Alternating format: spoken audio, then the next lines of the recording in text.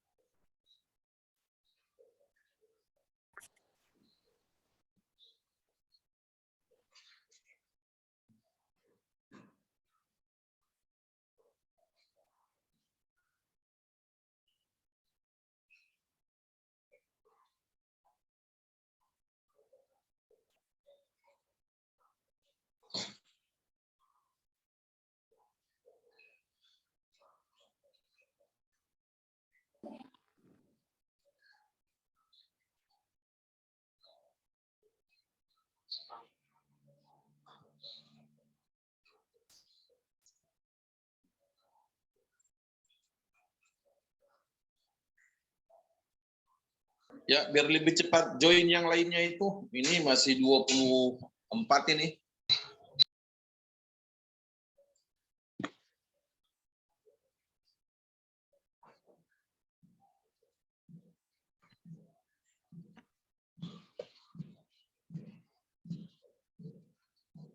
Oke, silakan. Siapa yang mau menjawabnya, sebutkan namanya dulu.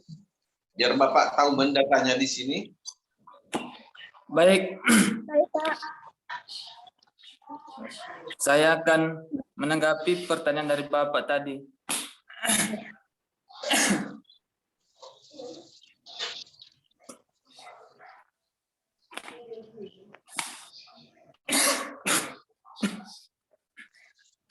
Kenapa kalau Herman? Lagi batuk, Pak. Oh, awas kena Omikron ya. Enggak, Pak.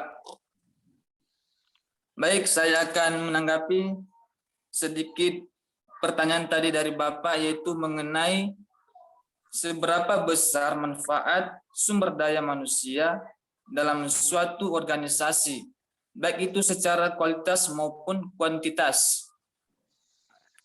Baik, sumber daya dalam suatu organisasi itu sangat besar manfaatnya, karena sumber daya manusia itu merupakan sebagai faktor pertama dan utama di dalam melakukan proses perencanaan, baik itu pembangunan, dan untuk mencapai suatu tujuan dari organisasi.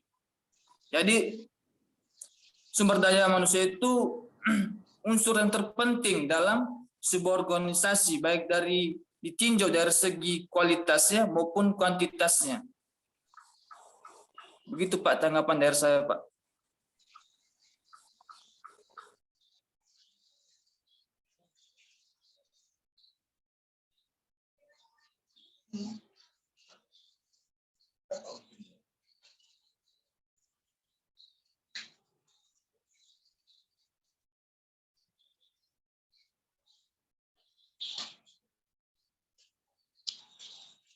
Ya, saling menambahkan. Kalian kan ada 9 orang ini di situ, Bu.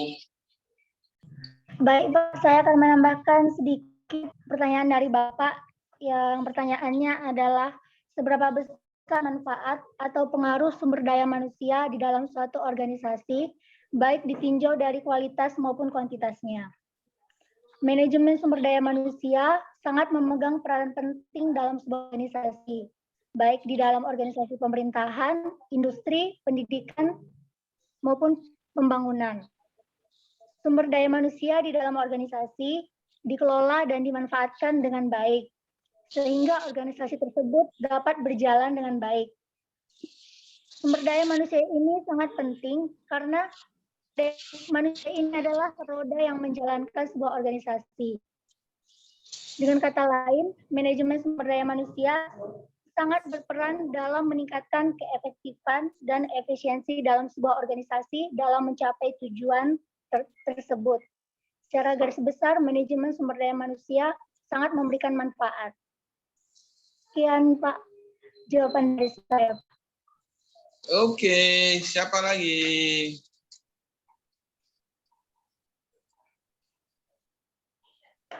Pak, saya mau nambahin sedikit, Pak. Kapan Anggun? Anggun Tasya, Pak. Ya, anggota lengkapnya kan. 1985 Udah, 20 tahu Bapak. 27. 85200027 kan? Iya, Pak. Nih. Menurut saya, Pak, manfaat SDM dalam organisasi itu yang pertama ada kualitas, di mana pada kualitas ini dengan adanya SDM dapat mengharapkan tenaga kerja yang berkualitas dan mampu menghasilkan produk yang berkualitas juga. Dan yang kedua itu ada kecepatan, di mana pada kecepatan ini tenaga kerja sangat memerlukan kecepatan. Dengan adanya kecepatan, pekerjaan dapat diselesaikan dengan cepat dan dengan baik. Begitu aja, Pak. Oke. Baik, Pak, saya akan menambahkan jawaban dari teman-teman saya, Pak. Saya Oke, Dinda silakan. Puspitasari, Pak. Dinda Puspitasari.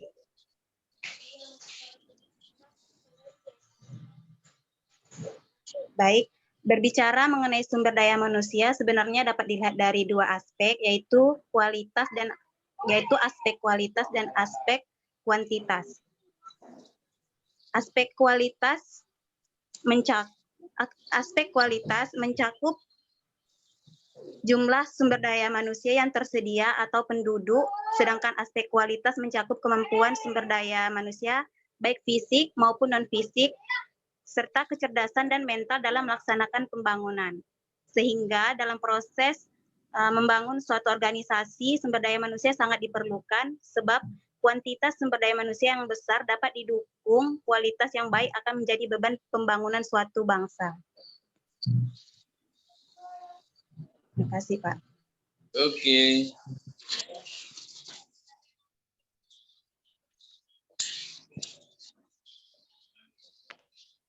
Oke, kalau tidak ada jawaban lagi untuk itu, bisa beralih ke pertanyaan yang lain untuk dijawab. Silakan, karena ada dua lagi. Baik, Pak. Saya akan menjawab pertanyaan dari Saudari Dea. Yang pertanyaannya itu, berikan argumentasi kelompok kalian motif terjadinya konflik kecenderungan dan bagaimana cara mengatasinya. Dalam suatu organisasi, kecenderungan terjadinya konflik dapat disebabkan oleh suatu perubahan secara tiba-tiba. Antara lain seperti kemajuan teknologi baru, persaingan ketat, perbedaan kebudayaan, dan sistem nilai, serta berbagai macam kepribadian yang lain. Adapun cara mengatasinya, ya pertama diawali dengan penilaian diri sendiri. Setelah itu melakukan analisa isu-isu seputar konflik. Selanjutnya melakukan tinjauan kembali atau evaluasi yang sesuaikan dengan hasil eksplorasi diri sendiri. Kemudian mengatur rencana pertemuan antara individu yang terlibat di dalam konflik. Memantau sudut pandang dari semua individu yang terlibat dan mengembangkan serta menguraikan solusi yang terakhir, yaitu memilih solusi serta melakukan tindakan dalam merencanakan pelaksanaannya. Bagaimana Saudari Dea? Tidak usah ditanya Dea, tambahkan lagi siapa yang mau menambahkan. Karena memang konflik itu ya perlu itu ada konflik yang positif, ada yang negatif kan itu. Kalau yang positif itu perlu dipelihara itu. Beda konflik dengan kompetisi. Ada konflik itu yang positif. Karena kalau adem-adem ayam aja di dalam suatu organisasi itu kurang berkembangnya itu. Tapi begitu ada konflik, baru semakin berkembang. Tapi jangan konflik yang negatif. Lanjut, siapa lagi menjawab?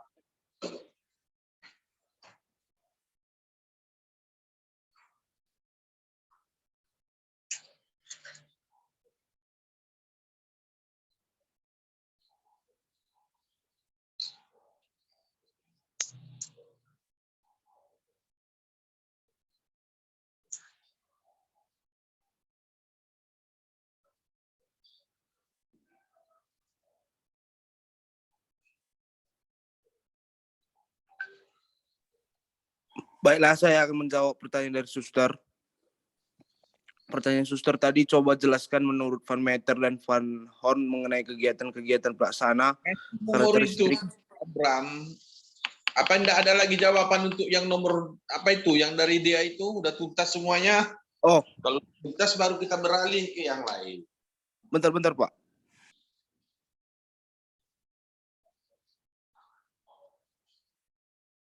Kalau pertanyaan suster tadi yang keduanya itu.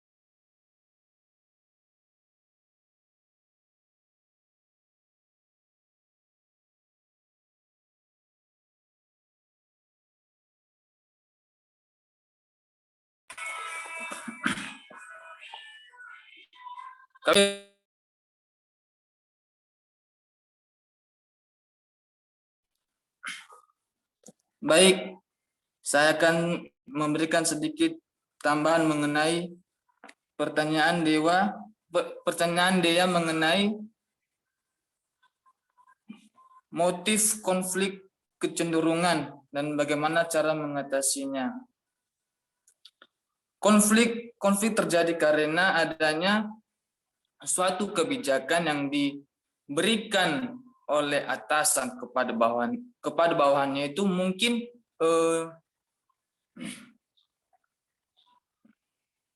berpihak.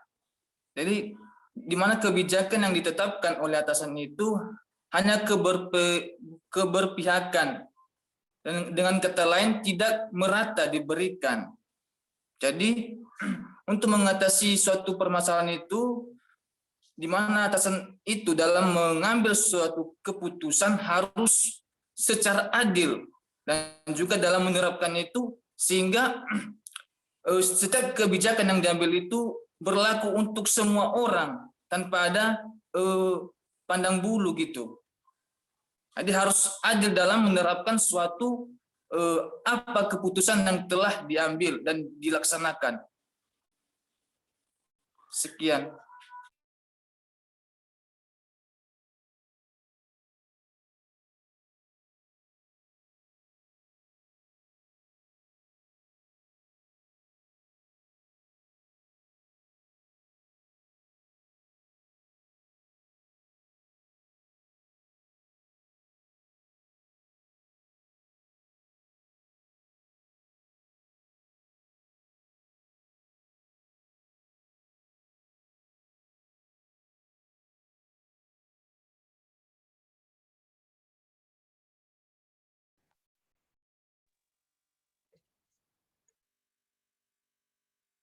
Saya mau menambahkan, Pak, konflik tidak selamanya ada hal yang negatif, tetapi juga ada hal yang positif. Dampak positif dari konflik yaitu meningkatnya ketertiban dan kedisiplinan dalam penggunaan waktu bekerja. Yang kedua, meningkatnya hubungan kerjasama yang produktif. Ketiga, meningkatnya motivasi kerja untuk melakukan kompetensi secara sehat antara pribadi atau antar kelompok. Keempat, semakin berkurangnya tekanan-tekanan interaksi saat membuat produktivitas kerja semakin meningkat. Kelima, banyaknya karyawan yang dapat mengembangkan karirnya sesuai dengan potensinya melalui pelayanan pendidikan. Dalam hal yang negatif, konflik yaitu meningkatnya jumlah absensi karyawan dan seringnya karyawan mangkir pada waktu jam kerja. Kedua, banyaknya karyawan yang mengeluh karena sikap atau perilaku teman kerjanya yang dirasakan kurang adil. Ketiga, seringnya terjadi perselisihan antara karyawan. Keempat, banyak karyawan yang sakit-sakitan atau sulit untuk konsentrasi dalam pekerjaannya. Kelima, seringnya karyawan melakukan mekanisme pertahanan diri bila memperoleh teguran dari atasan. Ya, Pak, itu, Pak. Oke, ini nampaknya agak menyimpang Bapak lihat itu, Abram. Jelaskan dulu, apa yang dimaksud dengan konflik itu? Saya Pak tadi, Pak. Fadila Aulia, Bapak. Oh, Fadila. Apa yang dimaksud dengan konflik itu? Iya. Jadi yang kau jelaskan beda Bapak lihat.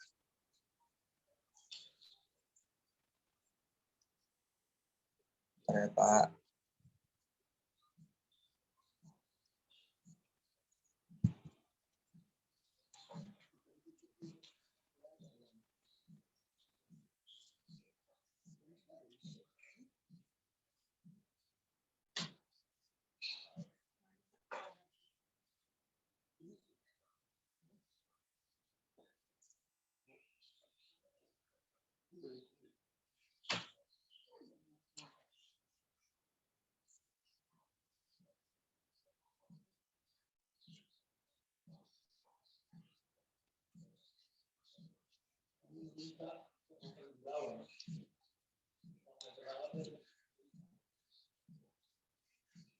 Kita ke Benawan, sini.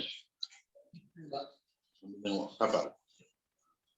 Konflik adalah perjuangan yang dilakukan oleh berbagai pihak untuk memperoleh hal-hal yang langka seperti nilai, status, kekuasaan, otoritas, dan lain sebagainya, Pak.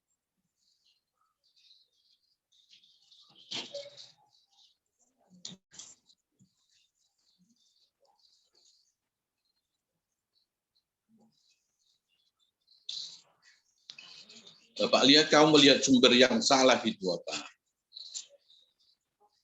Karena begini Pak Dilam, konflik itu ada itu yang disebut konflik vertikal dan konflik horizontal gitu. Dalam organisasi itu ada juga itu. Terjadi konflik.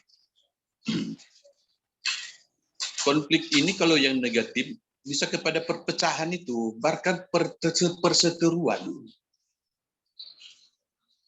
Kalau konflik horizontal berarti mereka yang kedudukannya setara. Kalau konflik vertikal, yaitu antara bawahan dengan atasan, atau antara atasan dengan bawahan. Atau kelompok jabatan tingkat tinggi dengan jabatan tingkat rendah. Itu biar jangan salah nanti pemahamannya ya. Pak Dila ya. Ya Pak. Oke. Tetap Bapak kasih kau nilai. Kemudian silakan. Pertanyaan berikutnya.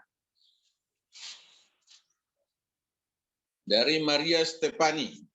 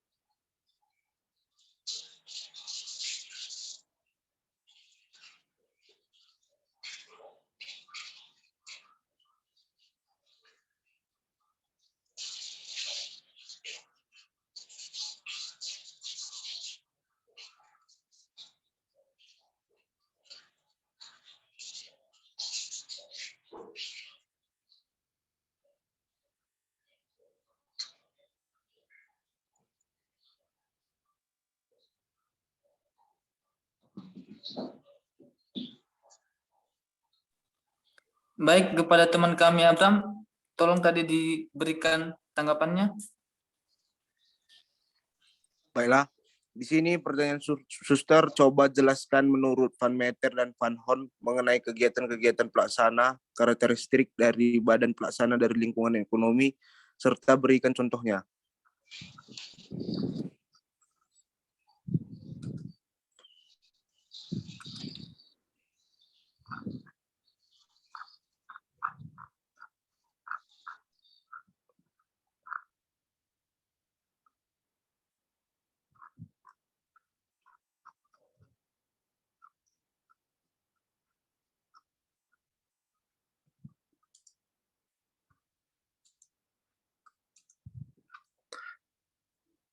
Selain itu, Van Meter dan Van Horn juga mengajukan hipotesis bahwa lingkungan ekonomi, sosial, dan politik dari yurisdiksi atau organisasi pelaksanaan akan mempengaruhi karakter badan-badan pelaksana, kecenderungan para pelaksana, dan pencapaian itu sendiri.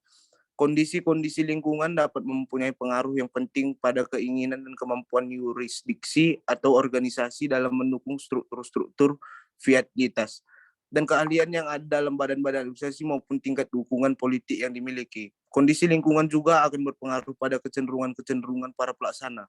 Jika masalah-masalah yang dapat diselesaikan oleh suatu program begitu berat dan para warga negara swasta dan kelompok-kelompok kepentingan dimobilisir untuk mendukung suatu program, maka besar kemungkinan para pelaksana menerima tujuan, ukuran-ukuran dasar, dan sasaran-sasaran kebijakan. Sebaliknya, bila masalah-masalah tidak berat dan kepentingan-kepentingan tidak terorganisir menentang suatu program, maka besar kemungkinan para pelaksana menolak program tersebut. Lebih lanjut, Van Meter dan Van Horn menyatakan bahwa kondisi lingkungan mungkin menyebabkan para pelaksana melaksanakan suatu kebijakan tanpa mengubah pilih-pilihan pribadi mereka tentang kebijakan itu. Akhirnya, variabel lingkungan ini dipandang mempunyai pengaruh langsung pada pemberian pelayanan publik.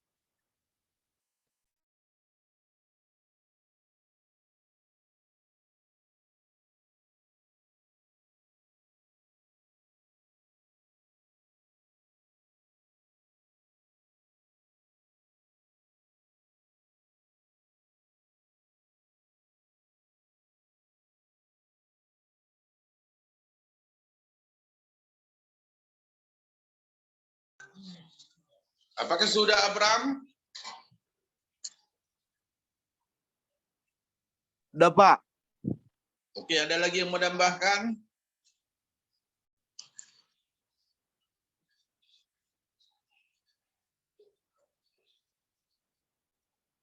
Nah, secara teoritisnya sudah disampaikan Abram tadi.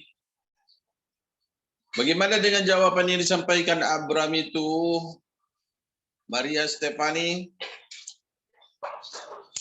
Iya Pak, saya juga waktu dibacakan Abram, saya juga baca dari buku. Hanya contohnya Pak. Contohnya.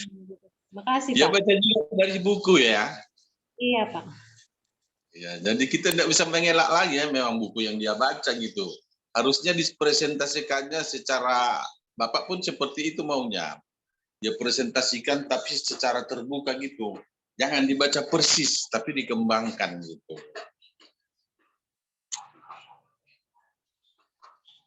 Oke, kalau begitu, mungkin karena ini juga paket SIMU hari ini akan habis juga ini, sekitar 10 menit lagi.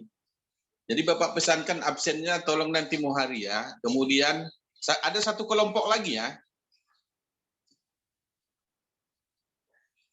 Ya Muhari. Iya Pak, ada satu kelompok lagi Pak. Berarti tahun depan itu Muhari itu. Mungkin karena kita udah libur, udah ada itu penyampaian pengumuman libur Nataru. Iya Pak. Namun demikian tetap dipersiapkan. Tolong absennya nanti ya Pak ya Muhari ya. Oke, silakan ditutup kelompok 3. Baik. Kami akan menutup presentasi kita pada hari ini. Kami mohon maaf jika ada kesalahan atau kekurangan. Kami mohon maaf sebesar-besarnya. Dan kami akhir dengan selamat pagi menjelang siang. Oke, selamat pagi semuanya. Juga Bapak ucapkan selamat pagi